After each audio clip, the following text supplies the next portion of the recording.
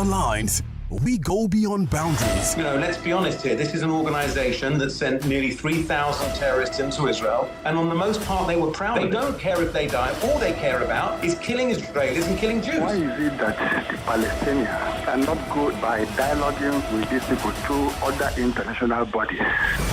Straight talk. No holds barred. That's what Hamas did. And Hamas say they didn't do it, but Hamas lied. You contradict what America's report. You contradict Israel's report. The Liberation Organization died. The children, they will rise up tomorrow and fight for liberty.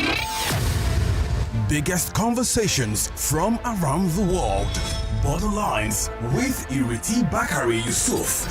Fridays at 4 p.m. Let's talk.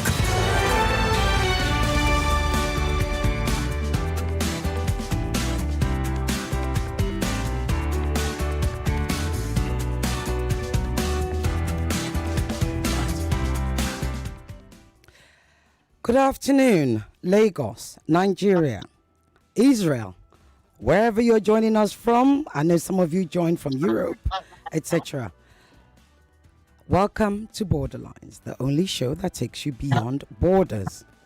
My name is Ireti Bakare-Yusuf.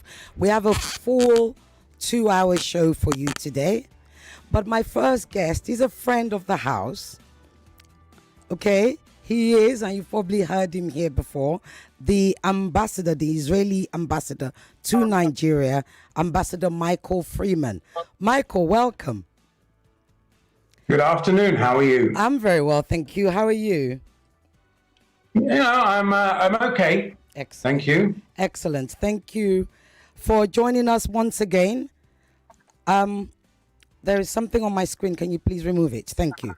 Right, Michael, it's we're at a crossroads, aren't we? So let me just wake my listeners up to where we are. So we're 314 days into Israel-Gaza conflict, war, whatever you want to call it. Let me remind you, on the 7th of October, Hamas invaded Israel and killed over 300 people, if memory serves me right. Hamas also killed over 1,200. 1,200, sorry, I beg your pardon. 1,200. I beg your pardon, yes, 1,200. Hamas also took over 300 hostage. Hamas killed innocent civilians who were Israelis. A day, 2 days after that, Israel declared war on Hamas. The war on Hamas has been taking place in Gaza.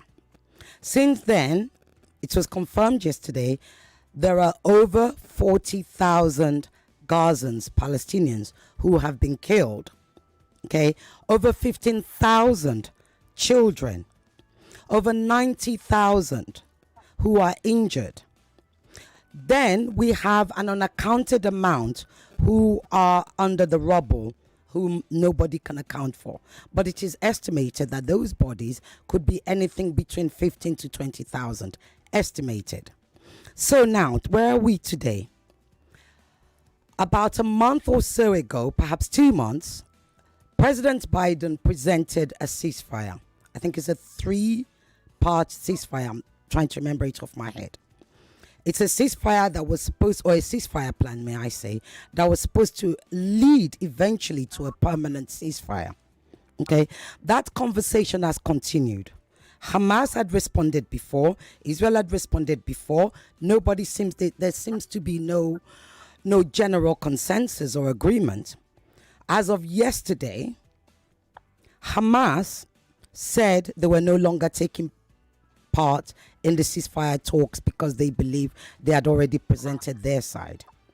Since that plan from Biden, there has been the head of Hamas, Ismail Haniyeh, was killed in Iran by Israel. Also, one of the heads of Hezbollah, I believe it was killed. Iran, Hezbollah, and indeed Hamas have said they will retaliate. Now, like I said, yesterday, ceasefire conversations resumed. America was there, Qatar was there, Israel was there, it is said that Hamas would be represented, even though Hamas said they were not going to take part. So today we have Ambassador Freeman to talk us through, one, what happened yesterday in that ceasefire talk and the way forward. But most importantly, what is the cost of peace between Israel and Gaza, Israel and Hamas, Israel and Palestine? Ambassador Freeman. Yes, good afternoon. Good afternoon. Thank you so much for joining us. So as you heard me say, there's been some 10 months bombing and killings by Israel in retaliation to what happened on October the 7th. Many have said Israel's retaliation is disproportionate to what to what Hamas did. Whilst we can't talk about that, or that's not the point. The point is, how does Israel justify the continued bloodshed of innocent Palestinian civilians living in Gaza? Okay, I think the question is not really to Israel. The question should really be to Hamas. You gave your statistics and you gave your numbers, which have all been provided by Hamas. The Hamas-run Gazan Health Ministry, the Hamas-run this, the Hamas-run that. Hamas, an internationally recognized terror organization, a radical extremist terror organization that murders babies, murders women and children, and mass rapes, and takes hostages and burns people alive.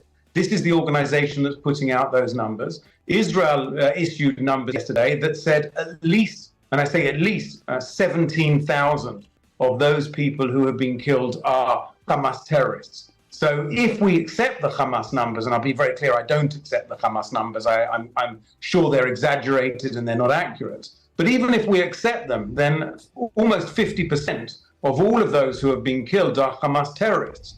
And if you look at the history of urban warfare anywhere in history, whether that's in Iraq, whether that's in Afghanistan, whether that's anywhere at all, the normal ratio between combatants, between those who are fighting and innocent civilians is normally 1 to 3, 1 to 5.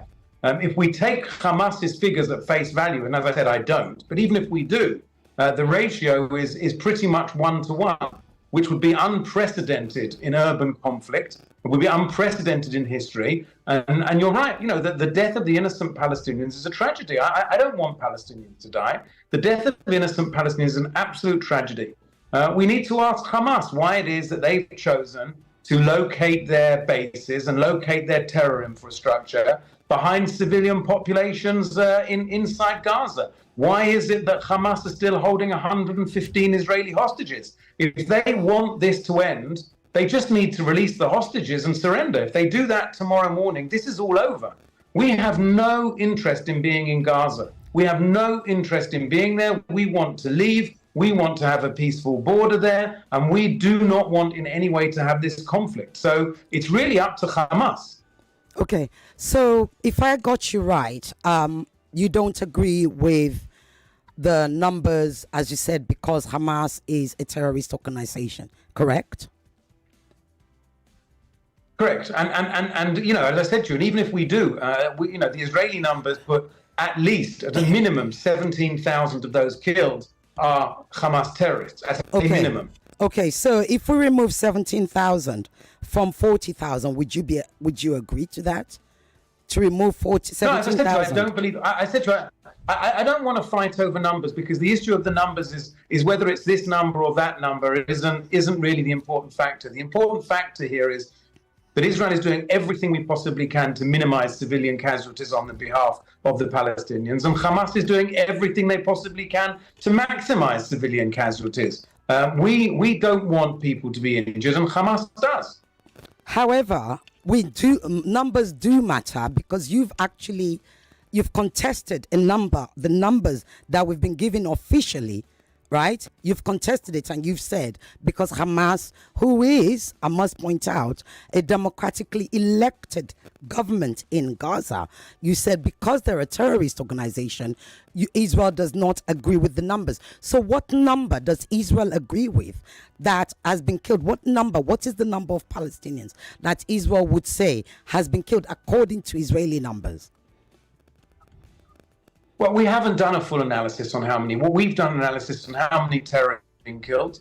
We don't have, obviously access. And in any war, as you'll know, in any war, if you look at history, to understand how many people died takes a long time. You can't always accurately know the exact numbers of exactly how many people have died in any conflict. But any innocent civilian, anyone who dies, is one too many. And we have to say that we need to ask Hamas why they started this war on the 7th of October, why they wanted to massacre Israelis, why they raped women when they were at a party, why they raped men when they were at a party, why they murdered babies, why they burnt people alive, why they tortured children in front of their parents, while they tortured parents in front of their children, and then massacred and murdered. That's the question to ask. And why have they built an infrastructure behind their civilian population? Okay, all right. So, but you actually said that there are 17,000 Hamas operatives that have been killed,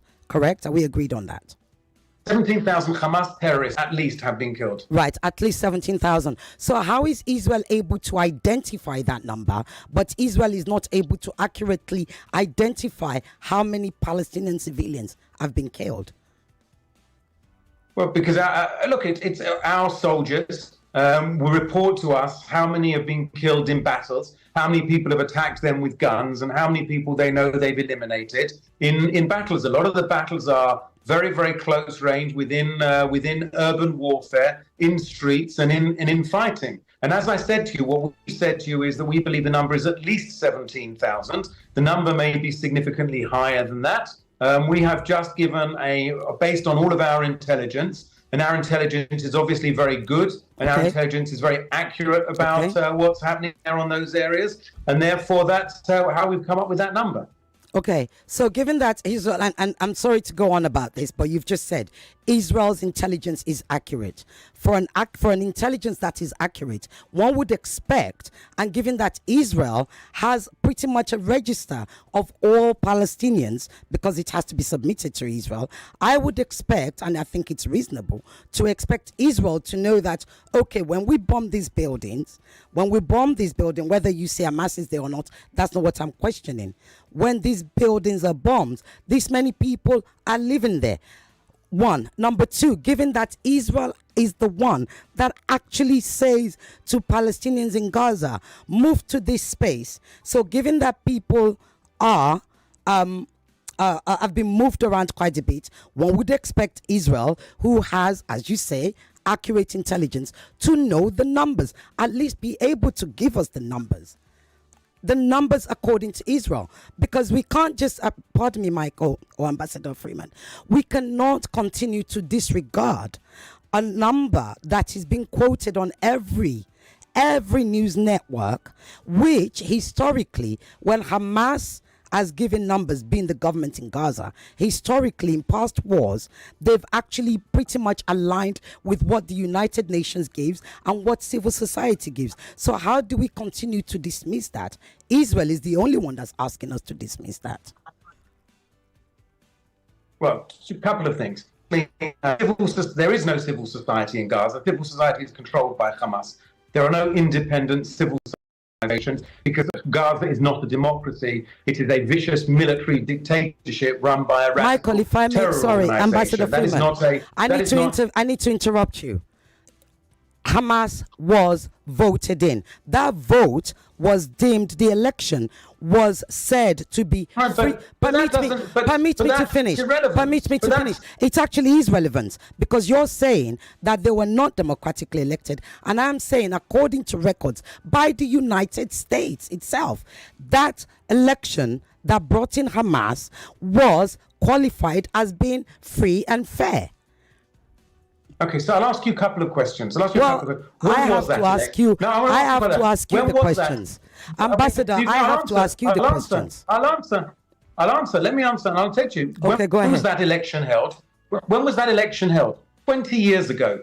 A democracy does not hold an election and say one vote, one person, one vote, once. The election took place 20 years ago. That is not a democracy. There is no definition of democracy that says you may vote once 20 years ago and never vote again. Okay. The Nazi Party in Germany was elected as well once. But then no one would say that the Nazis were a democratic party. The fact that Hamas may have been elected once 20 years ago does not make them a democracy. The fact that they were there is irrelevant. The fact is that since then, they have proven that they are a radical terror organization. There is no opposition allowed. They murder anybody who speaks out against them. They murder anybody who they don't agree with. They are a radical terror organization who are in control of a piece of land. They may have been elected the first time round, but that was 20 years ago, and that isn't democracy. And I'm sure you all agree. One election in 20 years does not make a democracy. It makes an election, but it does not mean that they're a democratic society. Okay, so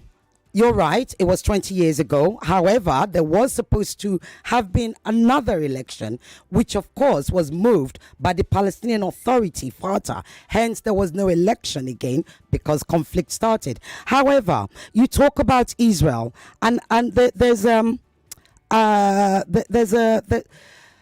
when you talk about Israel, one of the things that Israel prides itself on is that the IDF is the most moral army in the world. Is that correct?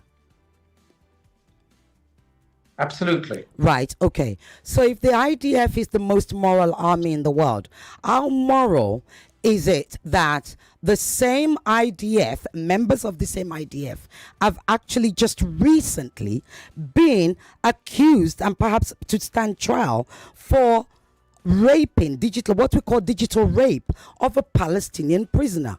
How moral is that, if I may ask you, Ambassador Freeman?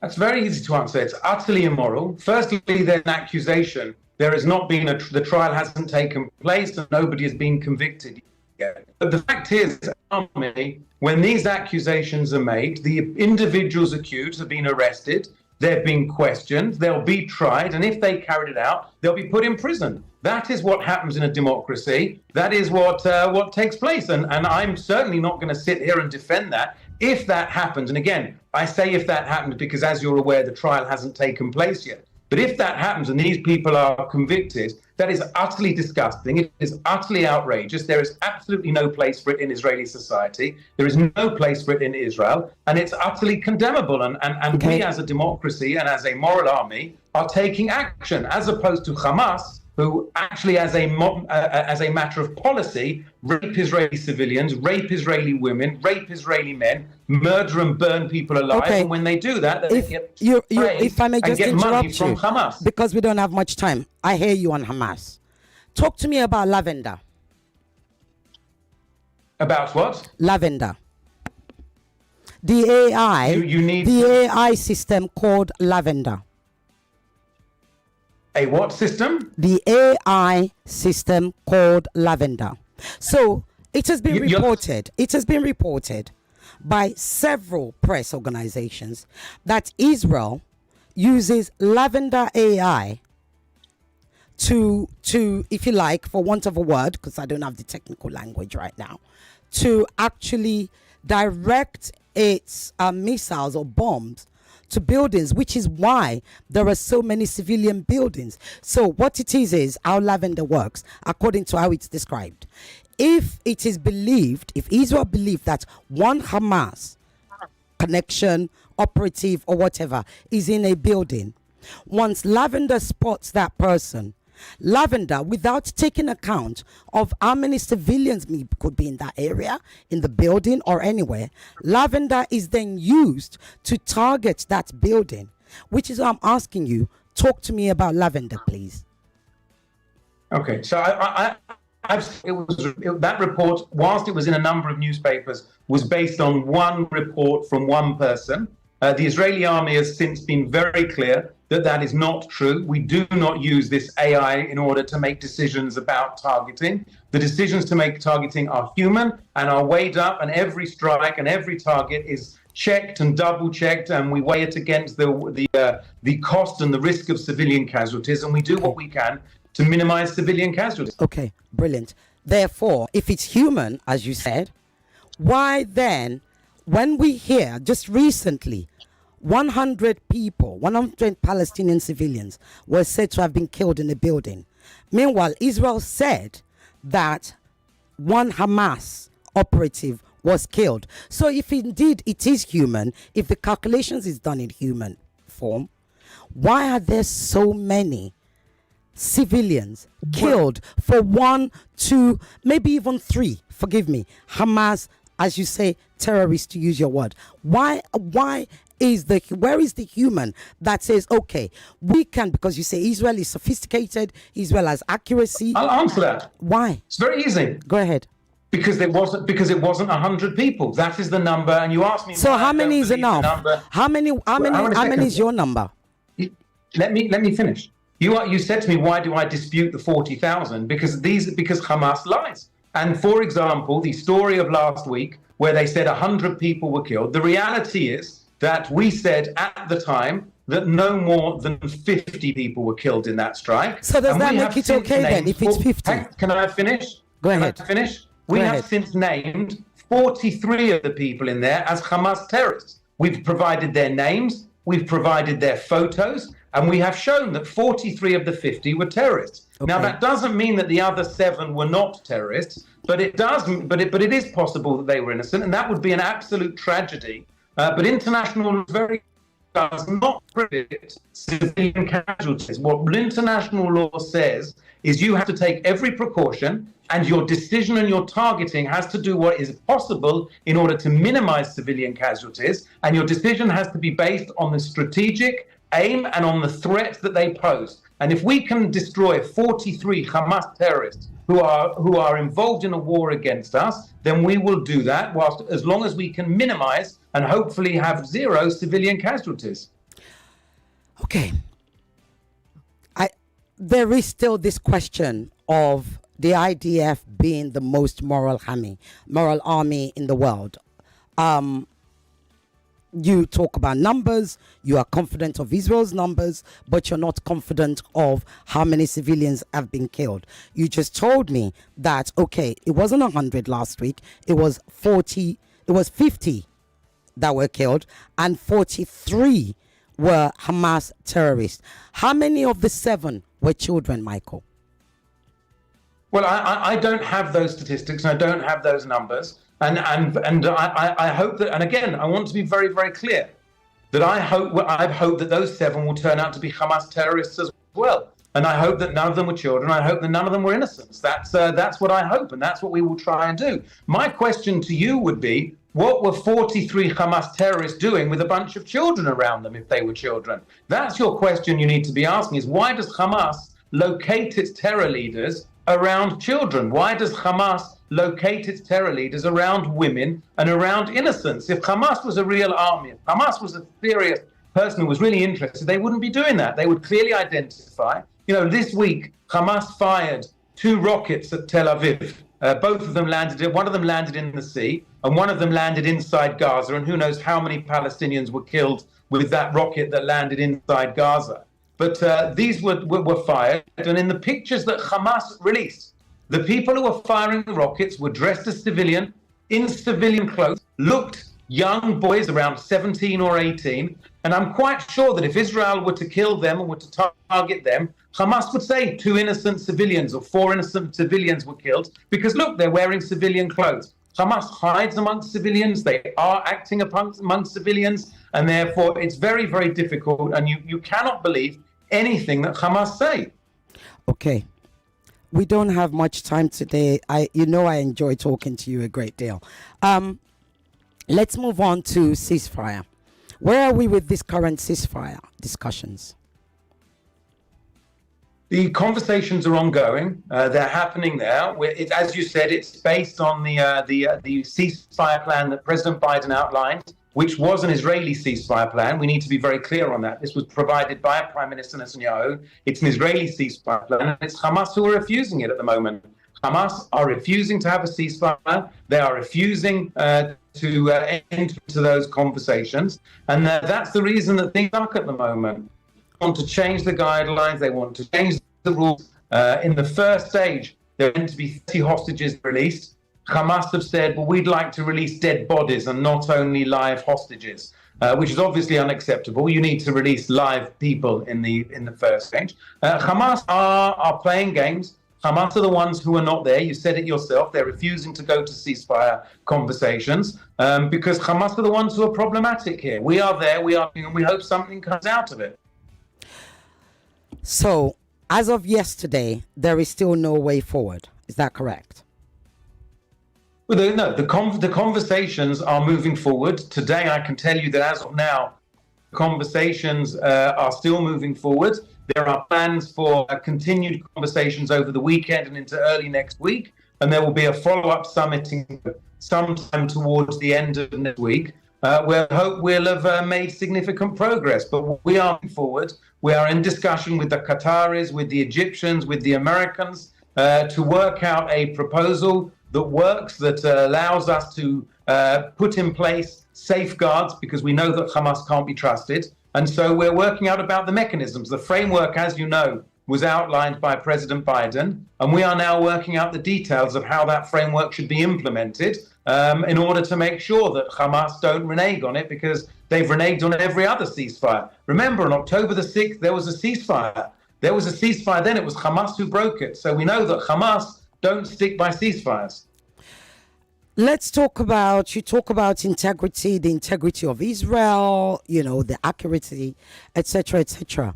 Let's talk about Itamar Ben-Gvir, Israel's Minister of Defense, who has been convicted 8 times in the past, including on charges of inciting racism and of support for a terrorist group. What does this say for the caliber of people in Benjamin Netanyahu's cabinet, especially given that Israel is supposed to be the moral side of the conflict? Well, we are the moral side of the conflict, and Itamar Ben-Gvir is not the Minister of Defense. Yoav Gallant is the Minister of Defense, and Yoav Gallant and Prime Minister Netanyahu are the ones who are running this war. But Itamar Ben-Gvir is in the cabinet, correct? He's in the cabinet, but the decisions about the war. The decisions about the war. Yeah, but this is not the point. The point of the matter is, what I'm trying to get at is, you have members of Prime Minister Netanyahu's government who have been convicted 8 times for charges of inciting racism and support for a terrorist group. Yet you, Michael, Israel points at Hamas as being a terrorist organization. Look, you can't make a comparison between a member of the Israeli. I'll tell you why. You can't make a comparison between a member of the Israeli cabinet, a member who is part of the government, who has said various things in the past, and with Hamas, who have massacred thousands and thousands of innocents and blown up buses and raped women and killed people and encouraged to do it. And that is their very, very raison d'etre. Okay. There's no comparison. There's certainly the comments and some of the things that have been said. Prime Minister Netanyahu has been very, very clear about some of the things that Itamar Ben-Gvir has said and some of the things he's done. He's condemned it and said it's absolutely unacceptable. Okay, so you're saying that when it's Itamar Ben-Gvir, he's not a terrorist. But who determines what's a terrorist? Is it about the number of people that are killed? Or is it about the fact that permit me to finish? Or is it about the fact that this person that I'm talking about has been convicted 8 times?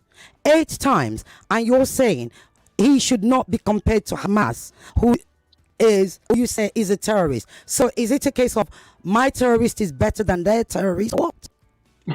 Look, Itamar Ben-Gvir is convicted of being a terrorist, and so to make that statement is outrageous. Never ever been convicted of being a terrorist. That's not what he's been accused of. And so if you go back, he's said some things that were considered to be racist and considered to be outrageous. Are they not racist? Some of what he says, you say considered. Are they not racist? Because when the English language, as I said to you, he was convicted. The things that he was convicted of, for being racist are clearly racist. Okay. And are clearly unacceptable, and they were unacceptable to the court, and that's why he was convicted of them. And that's the difference in a democracy. But that's not terrorism. That's not burning people alive. That's not raping people. That's not murdering people. That's not doing any of those things. And so, let's put this into context, please. Somebody in Israel who murders someone or rapes somebody or shoots somebody is put in prison. Somebody in Hamas who does those things is given a reward and is given money and is given a promotion. And that's the fundamental difference. However, when the IDF soldiers who were accused to have digitally raped Palestinian prisoner, when they were taken to, when they were put under arrest, there was a huge protest. We saw it with IDF and ordinary Israelis trying to break down the gate. Right? So you said they're put in prison, but there was a protest again. In fact, we also saw the discussions. We also saw the discussions at the Knesset, where members of the Knesset were also saying, but this is okay. Those soldiers should not be prosecuted. These are members of government that were saying this. Well, I'll say to you two things. Firstly, there wasn't a huge protest. There was a protest outside. There was a protest that was condemned by the Prime Minister, was condemned by the Defense Minister, was condemned by all of the senior ministers in government. Those people who tried to look into the base are currently being arrested, and there is a police investigation going on now to identify and to prosecute those people who broke in and did. Let's put that into context here. It was roundly majority of Israelis condemned it. The majority of people in the government condemned it. And therefore, we need to put that into that context. Okay. So I think that's an important understanding there. Okay.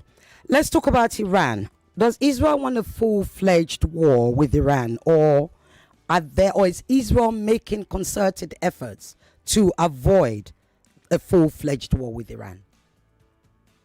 We don't want a war with Iran. We've been very clear. It is Iran who are threatening to attack Israel. Iran is the one who is saying they're going to attack Israel. They're going to fire missiles. They're going to do what they're going to do. Well, I'll be very clear here. We do not want a war with Iran. Iran, by the way, has been at war with Israel since October the 7th. Okay. Who do you think it is who funds Hamas? Who do you think it is who guides Hamas? Who is it who funds Hezbollah? Who is it who funds the Houthis? Who is it who funds the the terrorists in Syria, the terrorists in Iraq? It's all funded by Iran. So Iran has technically been attacking us in many different ways through their proxies since October the 7th and before. But we do not want a war with Iran. Okay. However, Iran has said since October the 7th that they are not behind October the 7th. They have said Hamas is part of the resistance group, Islamic resistance. It doesn't mean that they are behind October 7th. But let's talk about, you say Israel doesn't want a war with Iran. However, Israel has killed individuals on Iranian soil. And Iranian soil is sovereign land. So should another country kill somebody, a foreigner, on Israeli land, would Israel not be allowed to retaliate? Would you expect Israel to be okay with it? I think you need to turn the camera back here. We're fine now. Yeah. Did you hear my question, Ambassador? Yeah. No, sorry, there was a problem. Okay. I did hear your question. I'll answer this. Firstly, Israel has never said that we killed Ismail Haniyeh. We have never taken responsibility. We have never said it was us. There are many accusations that it was Israel, and Iran is blaming Israel. Well, the day before Ismail Haniyeh was killed, Fouad Shukar, the senior Hezbollah leader, was killed, and we made it very clear that we did that. Let's put that into context. But I would ask you a different question.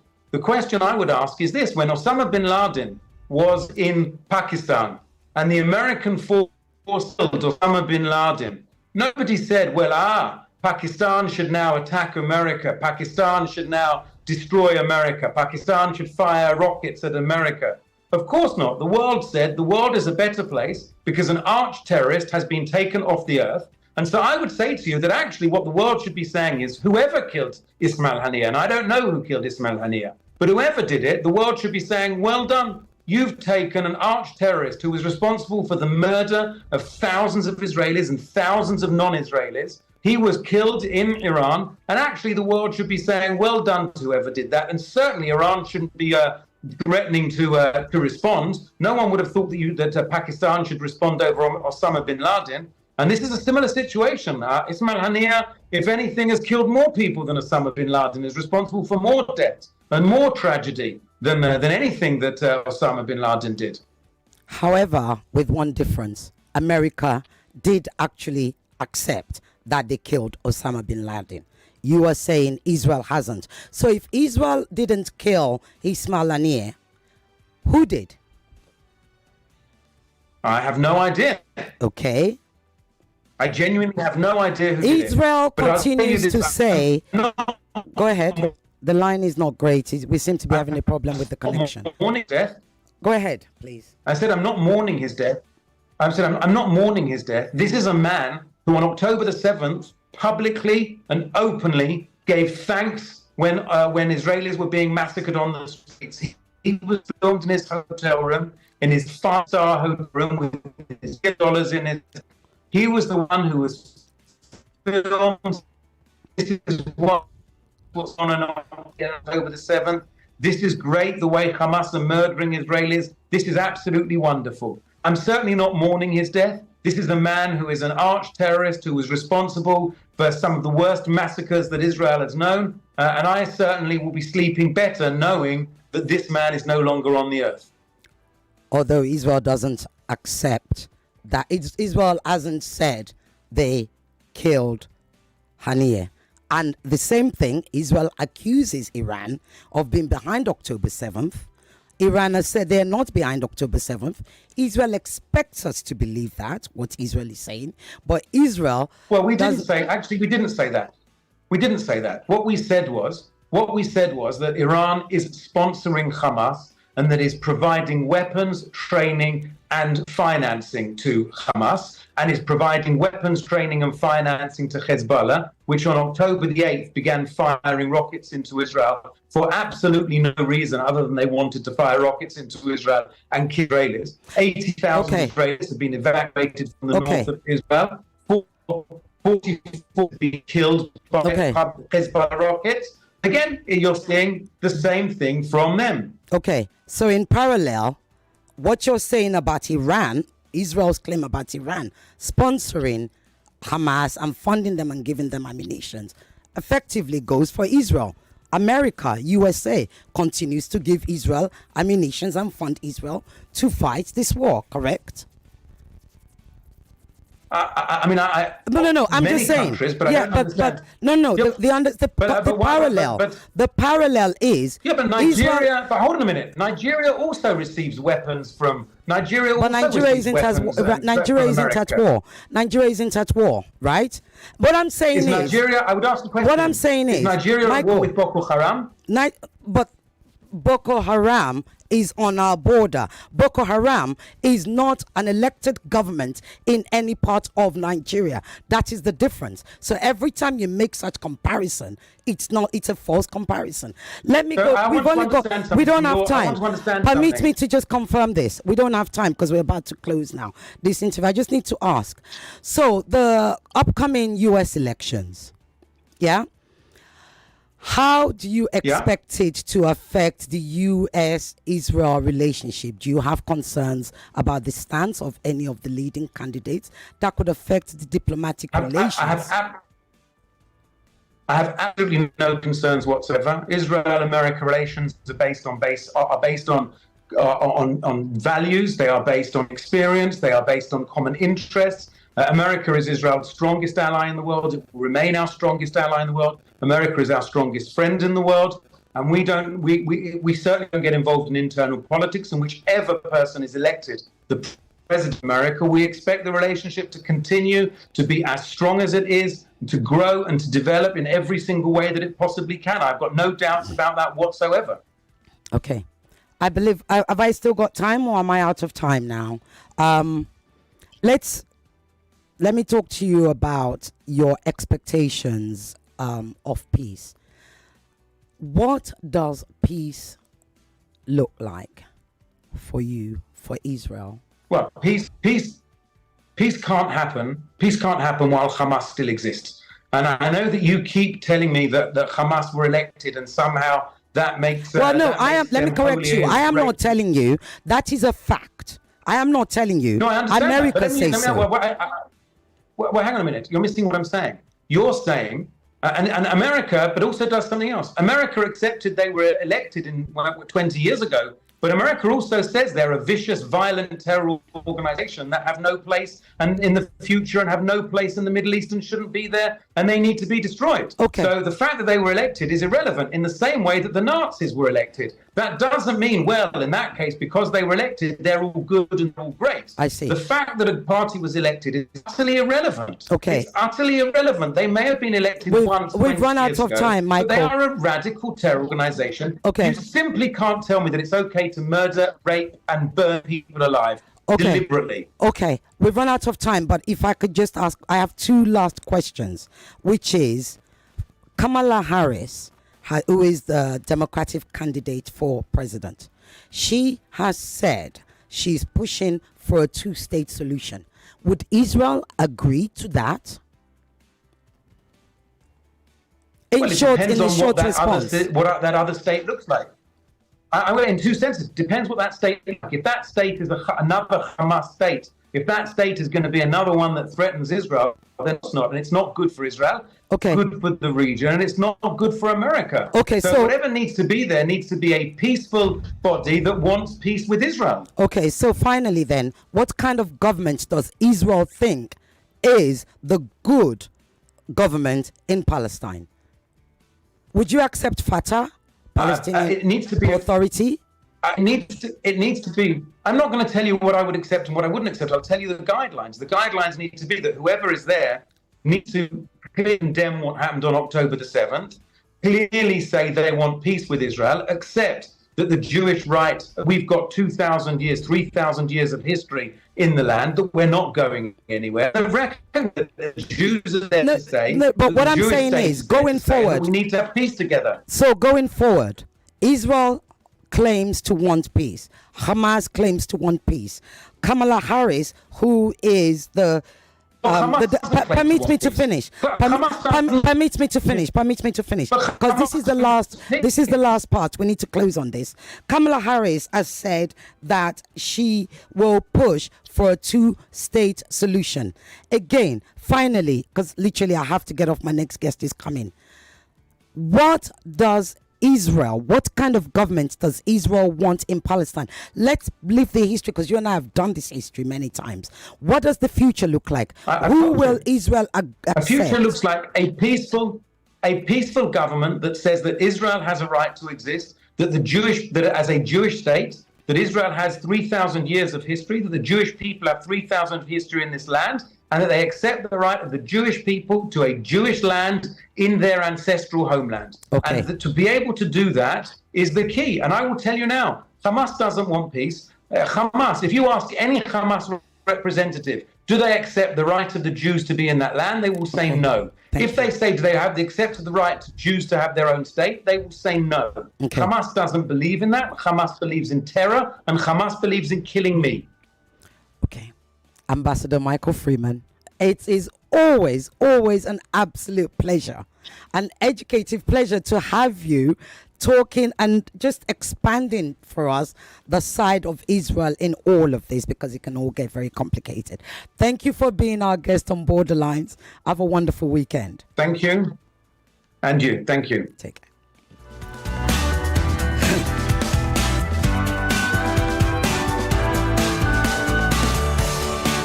99.3 Nigeria Info. We are more than just radio.